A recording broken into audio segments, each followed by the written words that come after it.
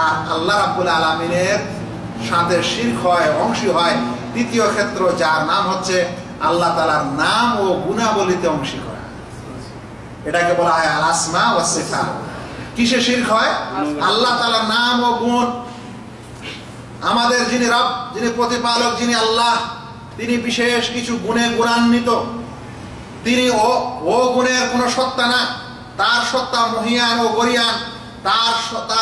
তার অনেকগুলো নাম রয়েছে, তার অনেক গুণ আছে, আর সেই সকল গুণে তিনি গুণান্বিত। আমরা আল্লাহ রাব্বুল আলামিনকে দেখিনি, কোনোদিন দেখতেও পাইনি, এমনকি নবীরাও দেখতে পাননি। আমরা কিয়ামতে তাকে দেখতে পাবো যারা মুমিন হব। কিন্তু দুনিয়াতে তাকে পরিচয় চেনার জন্য একমাত্র এই সকল নাম ও গুণাবলী হচ্ছে একটি মাধ্যম, যার মাধ্যমে আমরা আমাদের রবকে জানতে পারি ও চিনতে পারি। সেই সকল নামের সম্পর্কে আল্লাহ রাব্বুল আলামিন বলছেন ওয়ালিল্লাহিল আসমাউল হুসনা ফাদউহু বিহা। আল্লাহ রাব্বুল আলামিনের অনেকগুলি সুন্দর সুন্দর নাম রয়েছে, তোমরা সেই সকল নামের ওসিলা দিয়ে আল্লাহর কাছে দোয়া করো। আল্লাহ রাসূল সাল্লাল্লাহু আলাইহি ওয়াসাল্লাম বলেন ইন্না লিল্লাহি তিসআতাও ওয়া তিসঈনা ইসমা। আল্লাহ তাআলার 99টি নাম রয়েছে, মিয়াতাও ইল্লা ওয়াহিদা, একটি কম 100। মান আহসাহা দাখালাল জান্নাহ, যে ব্যক্তি এই সকল নামগুলোকে মুখস্থ করবে সে জান্নাতে যাবে। ইমাম বুখারী ও মুসলিমের হাদিস। এই সকল নামগুলিকে যে ইহসা করবে, অর্থাৎ এগুলোকে, এই নামগুলো মুখস্থ করবে, অর্থগুলো জানবে এবং ওই অনুযায়ী জীবন যাপন করবে, আমল করবে, সে ব্যক্তি কোথায় যাবে? জান্নাতে যাবে। আহলুস সুন্নাহ ওয়াল জামাআতের আকীদা হলো এরকম সকল নাম ও গুণাবলীর যেটা অর্থ রয়েছে, ভাই প্রত্যেক আরবি শব্দের মানে আছে না নাই? তাহলে আল্লাহ তাআলার যেটা নাম ও গুণ হবে সেটার একটা অর্থ আছে। তো এরকম নাম ও গুণাবলীর যেটা অর্থ আছে, সেই অর্থগুলিকে অস্বীকার না করা, বিকৃতি না করা, অর্থগুলির সদৃশ্য না দেওয়া কোনো সৃষ্টির সাথে, এবং কোনো ধরন গঠন বর্ণনা না করে হুবাহু ওইভাবেই মানা। এই সকল নাম ও গুণাবলীর সম্পর্কে একটি কায়দা ও রুল মনে রাখেন। আল্লাহ তাআলা বলছেন লাইসা কামিসলিহি শাইউন ওয়া হুয়াস সামিউল বাসীর। আল্লাহ তাআলার মতো কোনো কিছুই না, তিনি সর্বস্রষ্টা, সর্বদ্রষ্টা। এবার শুনেন, এই সকল নামেও কিভাবে মানুষ শিরক করে থাকে, এই সকল নামেও কিভাবে মানুষ, গুণেও কিভাবে মানুষ শিরক করে থাকে। আল্লাহ রাব্বুল আলামিনের নামগুলির মধ্যে একটি হচ্ছে আল হাই। কি নাম? আল হাই। হাই মানে চিরঞ্জীব। আল্লাহু লা ইলাহা ইল্লা হুয়াল হাই। হাই মানে কি? চিরঞ্জীব। মনে রাখবেন, আল্লাহ রাব্বুল আলামিনের গুণগুলি পুত পবিত্র ও পূর্ণাঙ্গ গুণ।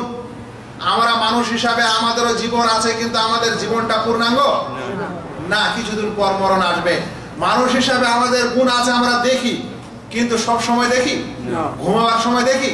দেওয়ালটা ফাটিয়ে দেখতে পাই, এখান থেকে দেশ দেখতে পাই। তো আমাদের কিছু গুণ আছে, কিন্তু গুণগুলি আমাদের অপূর্ণ, মানে সীমিত।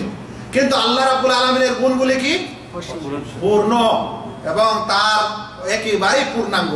তো আল্লাহ রাব্বুল আলামিনের নামের মধ্যে একটি হচ্ছে আল হাই। তিনি হচ্ছেন কি? চিরঞ্জীব, মানে তার জীবন সব সময় অনাদি অনন্তকালের জন্য, কখনোই তার লয় ও ক্ষয় তার জীবনের নেই। কিন্তু মানুষ কি হয়? মারা যায়। এখন যদি কোনো মানুষ বলে যে না অমুক লোকেও চিরঞ্জীব, তাহলে কি হয়ে গেল? আল্লাহ রাব্বুল আলামিনের এই গুণটাতে কাকে শরীক করে দিল? কোন তার মানুষকে শরীক করে দিল। আজকালে বাহাস খুব হচ্ছে হায়াতুন নবী। কি নিয়ে বাহাস হচ্ছে? হায়াতুন নবী। কথাটা অর্থ জানেন? হায়াতুন নবী বলতে বুঝাতে চাচ্ছে যে নবী সাল্লাল্লাহু আলাইহি সাল্লাম মারা যাননি, তিনি চিরঞ্জীব। তাহলে যে নবী সাল্লাল্লাহু আলাইহি সাল্লামকে এই গুণে গুণান্বিত করলো, সে কিসে শিরক করলো? আল্লাহ রাব্বুল আলামিনের চিরঞ্জীব নাম যেটা, সেই নামে তাকে কি করছে? শিরক করছে। এখন তো এই নিয়ে বাহাস করছে মানুষ যে নবী চিরঞ্জীব না চিরঞ্জীব নয়, হায়াতুন নবী নিয়ে। কিন্তু মানুষ তো এক ধাপ এগিয়ে এটাতে বিশ্বাস করেছে যে ওলি আউলিয়ারা চিরঞ্জীব। না বলে না? বলে না যে আল্লাহর ওলিরা মারা যায় না? বলে কি বলে না এই কথা? তা আল্লাহর ওলিরা মারা যায় না, যার মরণ নেই তাকে বলা হয় চিরঞ্জীব। আর এই চিরঞ্জীব গুণটা যদি আমরা নবীর সম্পর্কে বলি বা ওলির সম্পর্কে বলি, তাহলে অবশ্যই আল্লাহ তাআলার এই গুণে কি করা হচ্ছে? শিরক করা হচ্ছে।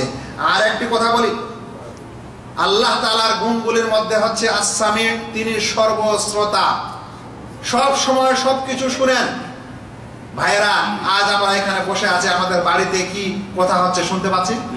ক্যাম্পে কি হচ্ছে শুনতে পাচ্ছি? আপনাদের দোকানে যেখানে চাকরি করেন কি আছে শুনতে পাচ্ছি?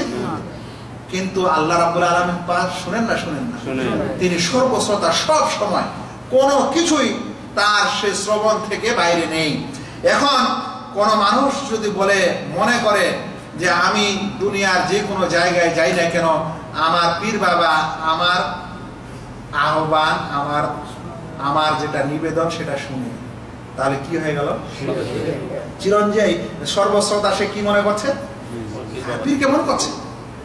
সে ডাইরেক্ট বলছে না যে সে সর্বশ্রোতা, কিন্তু সে যদি আজ সৌদি আরবে থাকে আর বিশ্বাস করে যে সে তার আবেদন নিবেদন তার পীর শুনতে পায়, এটা তারা বিশ্বাস করে না ভাই?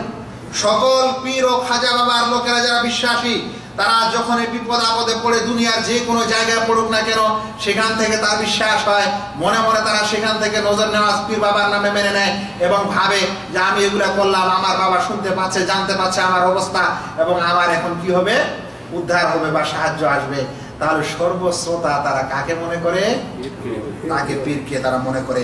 মনে রাখবেন, এরকম যারা বিশ্বাস করে তারা যেমন 1 নম্বর আল্লাহ রাব্বুল আলামিনের এই গুণে শিরক করলো, তেমন তারা দোয়াও করলো, আল্লাহ ব্যতীত অন্যের কাছে প্রার্থনা করলো, দোয়া যেটাও শিরক।